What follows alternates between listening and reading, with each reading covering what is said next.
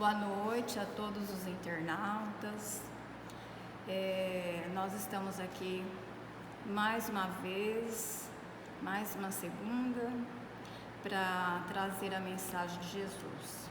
Nós, da Sociedade Espírita Allan Kardec de Mirassol do Oeste, ainda estamos com as palestras virtuais.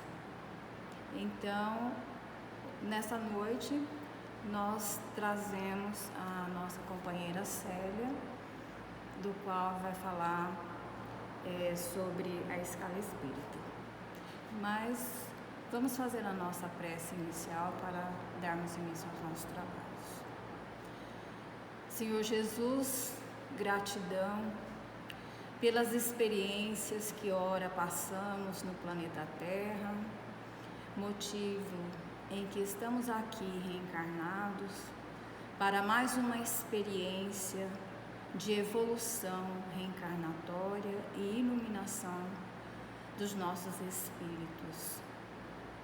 Gratidão a Deus pela nossa criação e nos ter oportunizado o direcionamento das suas leis amorosas que nos conduzirão a espíritos perfeitos, com a sua permissão. E com a prece que o Senhor nos ensinou, nós damos por aberta a nossa reunião. Pai nosso que estás no céu, santificado seja o seu nome. Venha a nós o seu reino de amor e bondade, aqui na terra como todo o universo. O pão nosso de cada dia nos dai hoje, perdoai as nossas ofensas, assim como nós perdoamos a quem nos tem ofendido. E não nos deixeis cair sob o peso das tentações, mas livrai-nos, Senhor, da prática de todo o mal, porque vosso é o reino, o poder, a glória e a justiça para todo sempre. Envolva-nos, Senhor, hoje e sempre. Assim seja. Celina.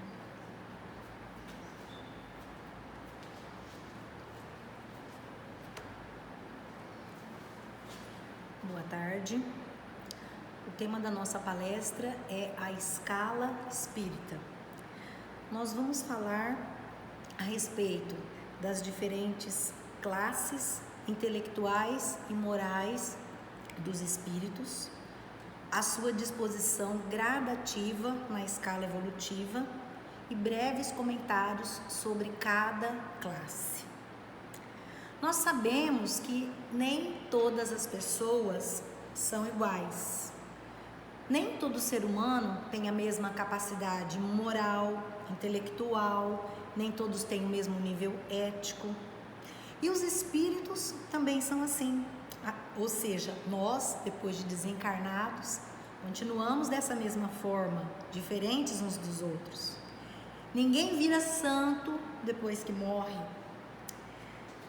Durante o fenômeno das mesas girantes, Kardec, ao elaborar perguntas para os espíritos que se manifestavam, percebeu que havia todas essas diferenças entre as criaturas desencarnadas e que havia, assim como no planeta Terra, uma sociedade muito complexa e hierarquizada do outro lado do plano material.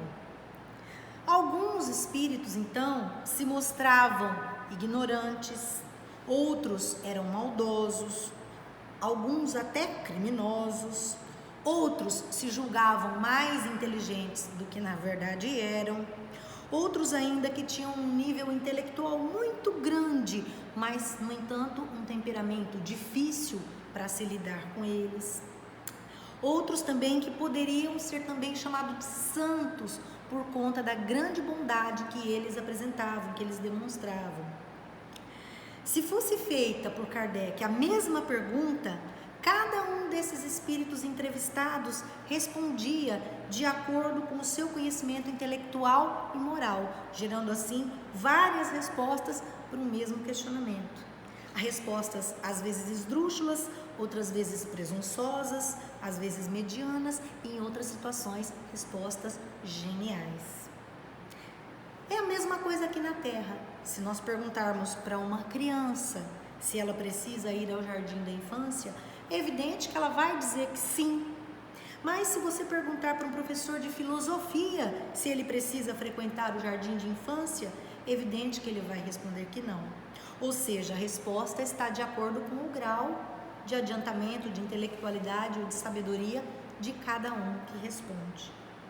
Por isso, Kardec se preocupava com diferenciar, passar pelo crivo da razão todas as respostas recebidas e, filtrando cada uma, aproveitar aquilo que de verdadeiro, de prudente ou de sensato existia em cada resposta obtida de cada espírito questionado.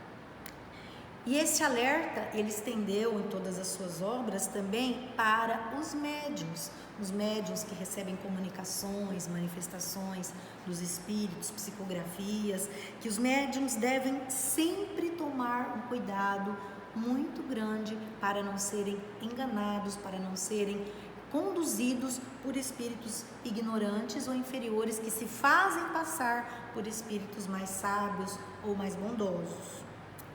Através, então, das respostas que recebia, Kardec percebia o grau de evolução moral e intelectual dos espíritos e questionou a eles o seguinte.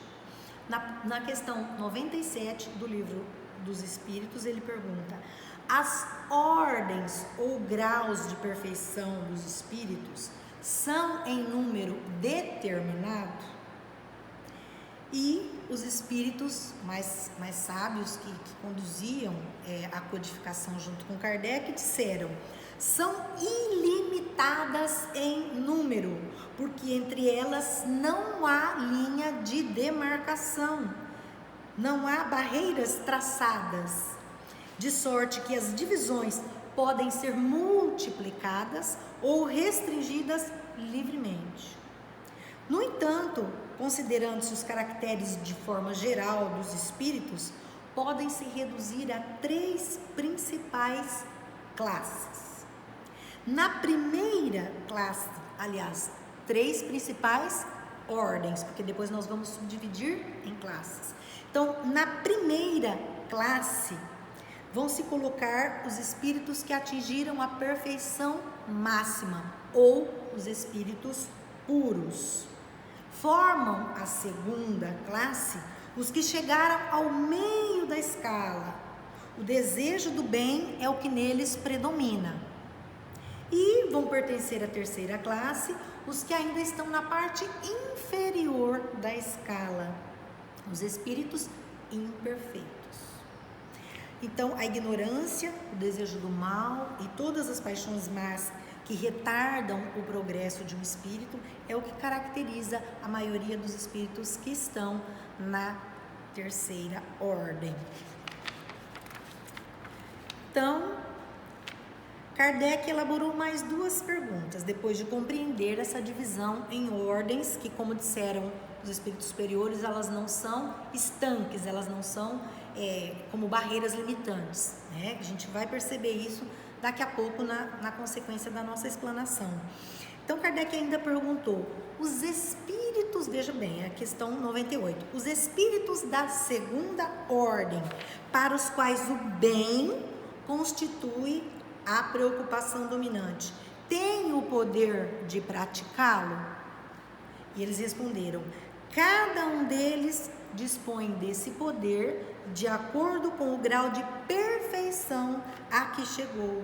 Assim, uns possuem a ciência, outros a sabedoria e outros a bondade. Todos, porém, ainda têm que sofrer provas. E aí Kardec fez uma outra pergunta, que é a questão 99 do Livro dos Espíritos.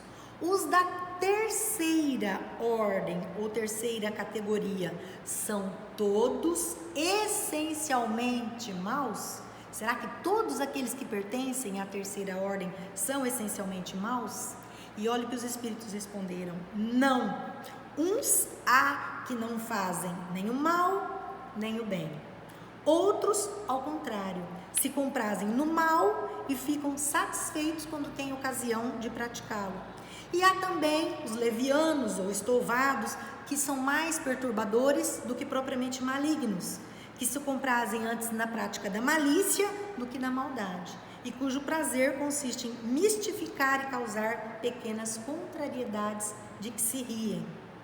Então, Kardec percebeu que dentro dessas 3 ordens existiam também subdivisões, nas quais se poderiam colocar os espíritos que se comunicavam e as mensagens que eram recebidas, para que ele pudesse fazer a codificação de uma forma mais clara e analisar com mais critério as mensagens recebidas, dando a cada mensagem seu devido valor e a sua devida veracidade. Desse questionamento de Kardec, dessa divisão em ordens dos espíritos, nós podemos notar um aspecto filosófico. Se as individualidades incorpóreas são diferentes intelectual e moralmente, surge dessa divisão, desse aspecto de divisão entre elas, uma pergunta: será que elas já foram criadas dessa forma? Será que elas já foram criadas diferentes? Ou seja, na criação delas, Deus já as fez assim, diferentes umas das outras? A gente sabe que, evidentemente, a resposta é não, porque senão Deus não seria justo, né? A gente sabe que Deus criou a todos nós, espíritos encarnados e desencarnados, simples e ignorantes. Então, todos, sem exceção, têm o mesmo ponto de partida. Então, daí surge uma segunda pergunta, o segundo questionamento: se essas criaturas foram criadas todas iguais, por que cada uma delas se encontra expressando na sua individualidade, se expressando de uma forma diferente, né? Então, isso nos leva a quê? A entender que existe então um processo evolutivo e que esse processo evolutivo se dá através da reencarnação. Então é por isso que nós temos a reencarnação, porque através dela nós vamos experienciar a dualidade na existência terrena, nós vamos nos confrontar com o bem e com o mal, nós vamos nos confrontar com criaturas diferentes de nós, e nessa troca, nesse processo, nessa refrega aqui no planeta Terra, nós vamos evoluir e galgar degraus cada vez mais altos nessa evolução, nessa escala espiritual. Então, Kardec, para facilitar a identificação durante as comunicações, subdividiu a segunda e a terceira ordem em classes, se baseando no grau de adiantamento, nas qualidades que já adquiriram os espíritos e nas imperfeições de que eles ainda terão que se livrar, e assim ele fez esta divisão, essa subdivisão das ordens em classes para facilitar a compreensão das mensagens recebidas. Então, mais uma vez a gente lembra, essa classificação não é absoluta. Não há duas criaturas no plano espiritual ou físico que se encontrem no mesmo nível evolutivo. A transição é muito imperceptível, ou seja, um espírito encarnado ou desencarnado, ele pode ter as características de várias classes ao mesmo tempo, estar quase alcançando outras classes. Então, é por isso que a escala é infinita e que cada um está num determinado ponto, não havendo nenhuma criatura que esteja no mesmo grau. Pode ser semelhante, mas não exatamente com as mesmas características evolutivas de outra criatura. A gente pode comparar isso com o nascer do sol. Quem já se acordou, já despertou bem cedinho e olhou para o sol quando ele começa a nascer, a gente não consegue divisar aonde termina a madrugada e onde inicia a manhã. É uma transição muito imperceptível. Você olha para o céu, ele está escuro, você continua olhando, ele vai se tornando mais claro, e quando você se dá conta, já é dia. e assim acontece com a nossa evolução. Então vamos verificar aqui o nosso gráfico para a gente perceber a subdivisão de Kardec dentro das ordens. Vejamos que nós temos na terceira ordem a 10ª classe, a 9ª classe, a 8ª classe, a 7ª classe e a 6ª classe, certo? Então, os espíritos da terceira ordem, que estão na 10ª classe, são que foi chamado por Kardec de espíritos impuros. Os espíritos impuros são aqueles em que predomina o mal. Eles sentem prazer em fazer o mal. Eles procuram se aproximar de criaturas fracas, porque são as que eles conseguem induzir ao mal.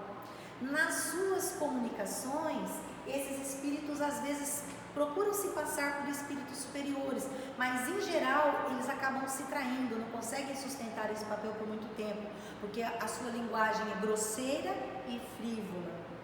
Na 9ª classe nós temos os espíritos levianos. Os espíritos levianos, eles são aqueles espíritos cuja linguagem é caracterizada de uma forma espirituosa, alegre. Eles também fazem muitas vezes o mal e às vezes eles procuram causar pequenas contrariedades, né? Enquanto os espíritos da 10ª classe são chamados pela humanidade, foram chamados pela humanidade de espíritos do mal, demônios, gênios do mal, esses espíritos levianos são aqueles conhecidos por diabretes, duendes, gnomos. Então são os espíritos estouvados, brincalhões, mas que também têm ainda como fonte de prazer causar o mal, causar a perturbação.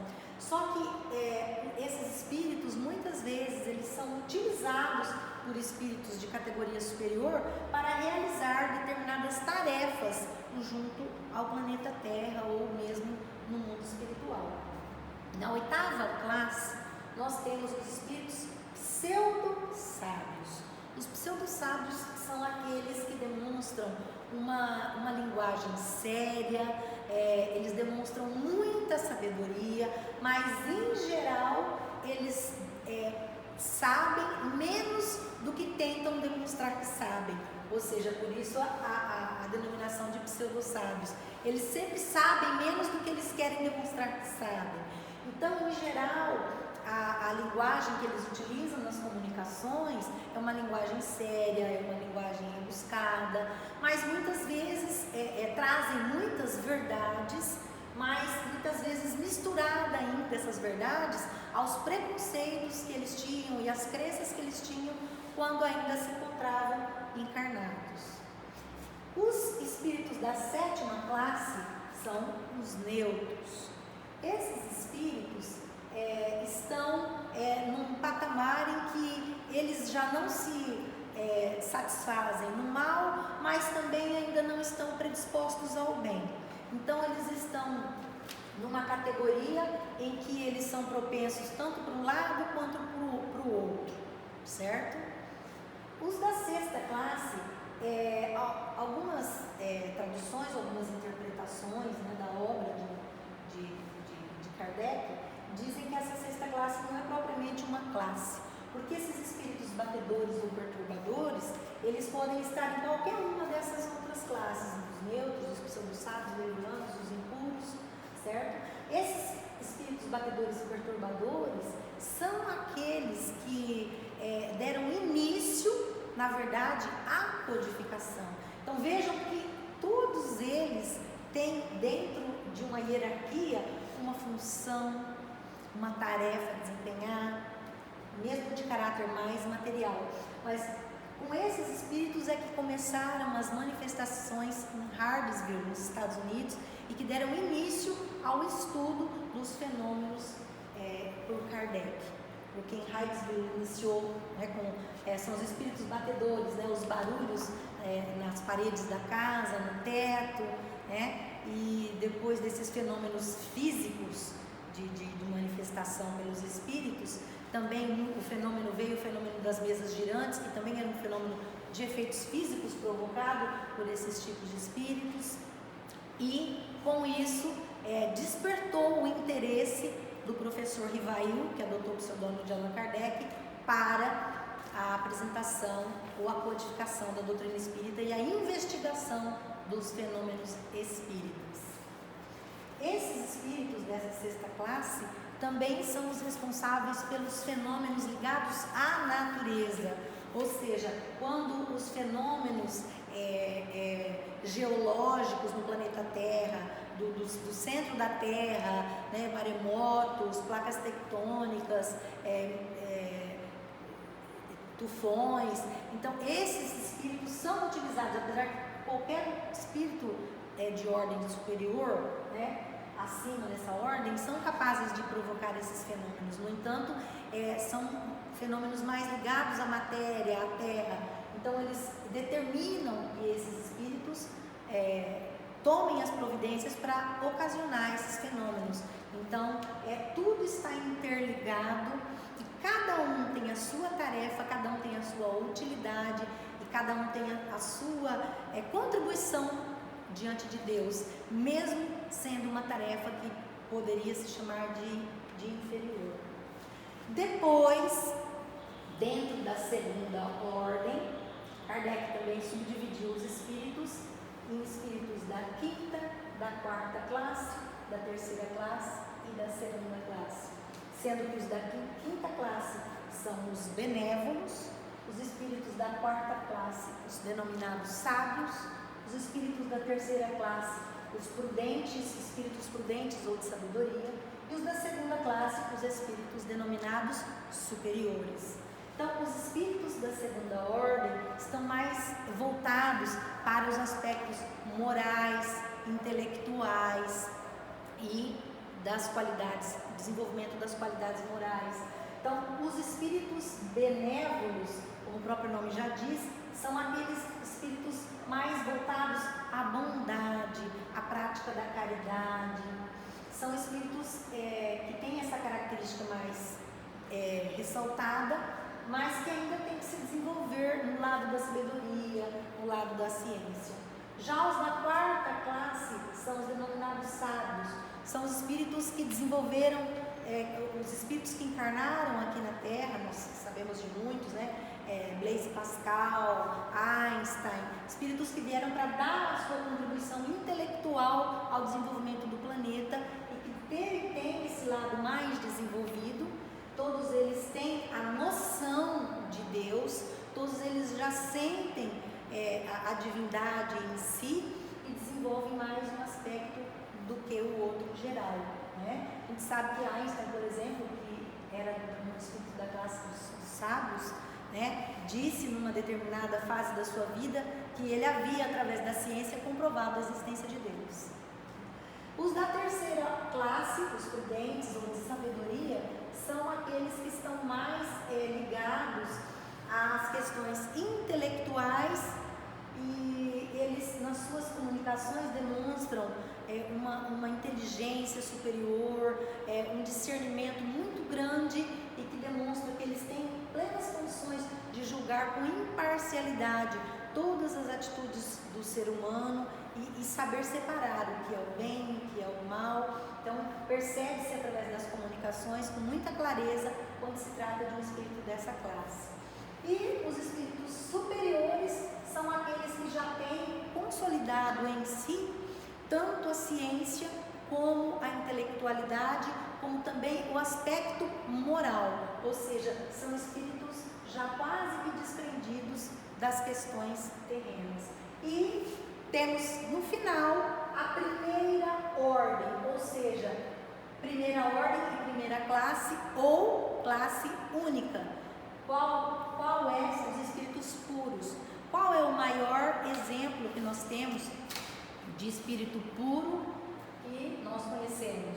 Jesus. Esse é o exemplo que nós temos na doutrina espírita, em outras religiões também, que Jesus é um dos espíritos que a gente tem o maior exemplo de pureza, né? A vida dele denota essa pureza e que a gente pode se espelhar. Então nós podemos perceber aqui, como vocês viram, né, nesses círculos, eu havia dito anteriormente, que os espíritos, essa divisão não é estanque. Então a gente está num determinado degrau, mas já está tirando o pezinho do degrau anterior e colocando no próximo. Então nós temos às vezes as características em geral de várias dessas classes. Então aqui a maioria dos habitantes da Terra, então veja bem, a maioria dos habitantes está aqui na 7ª classe, mas com muitas características ainda da 8ª, ou seja, das características dos pseudo-sábios, dos levianos, dos impuros, ainda em muitos predominam mal, mas ainda tem a neutralidade, a vontade de praticar o bem, né? Então, o Chico, por exemplo, né, é um outro exemplo. Vejamos que o Chico está aqui, ó, em cima da 5ª classe, né, nos benévolos. Então vocês veem que não tem nenhuma flechinha apontando para cá, né? Ou seja, o Chico já tinha se desligado das características da 3ª ordem. Então ele já estava na 2ª ordem e já indo para as classes superiores dessa ordem. Ou seja, ele tinha mais a característica da benevolência, da bondade em si, mas já com um pezinho na sabedoria, né? E outro pezinho lá na 3ª classe, né? Aí nós temos aqui como exemplo que conhecemos de espírito da 2ª classe ou superior, quem? Allan Kardec, né? Allan Kardec, que era um espírito absolutamente prudente, sábio, benévolo, que reunia em si qualidades morais já muito desenvolvidas, ou seja, um espírito que já havia ultrapassado todas estas classes, já havia estagiado, digamos, por todas elas e alcançado a superioridade em todos os aspectos. E Jesus, como já dissemos, que foi o maior exemplo de espírito puro e da 1ª classe ou classe única que nós tivemos no planeta Terra. Então, essa é a nossa contribuição de hoje. Vamos pensar que essa atividade ou esse pensamento, esse aprendizado pode nos trazer um pouco mais de entendimento a respeito de nós mesmos, compreender que nós somos espíritos encarnados, que estamos estagiando aqui no planeta Terra para atravessar essa escala evolutiva e que mesmo que a gente ainda tenha em nós muitas características ou qualidades, às vezes qualidades de determinadas classes ou ainda características inferiores, vamos então trabalhar para que a gente extingua em nós essas características inferiores e possa cada vez mais apresentar para o mundo aquilo que nós temos de melhor e exercitar aquilo que ainda não possuímos, para que a gente possa, após exercitar, trazer isso com naturalidade e tornar as características melhores ou as maiores virtudes, tornar isso um hábito em nós através da prática constante. Então, muito obrigado pela atenção de vocês e vamos encerrar a nossa atividade com uma oração. Pai de bondade e misericórdia, vós que tivestes amor, piedade, carinho por nós, habitantes desse planeta, e que nos enviaste Jesus, nosso modelo e guia, para nos amparar, para nos mostrar aquilo que devemos buscar alcançar, que nós possamos, Senhor, através dessa nossa jornada, nos espelhar nesse irmão maior e, através do exercício constante, através da atividade no nosso dia a dia, fora dos muros, fora das grades, dos portões da nossa casa de oração, seja ela a casa espírita, seja ela o templo católico, o templo evangélico, que nós possamos levar para fora dos muros das nossas casas de orações a nossa atividade, o nosso exercício no dia a dia, levar o aprendizado que nós angariamos, adquirimos e praticar na nossa vida, na nossa relação com os nossos irmãos e familiares, tudo aquilo que aprendemos. Que a religião, Senhor, seja um ponto de mudança em nossa vida, que ela possa agregar à nossa vida novos horizontes, novas belezas, novas fontes de alegria e de contentamento no nosso viver. Obrigado, Senhor Jesus. Abençoe a todos nós. Que assim seja.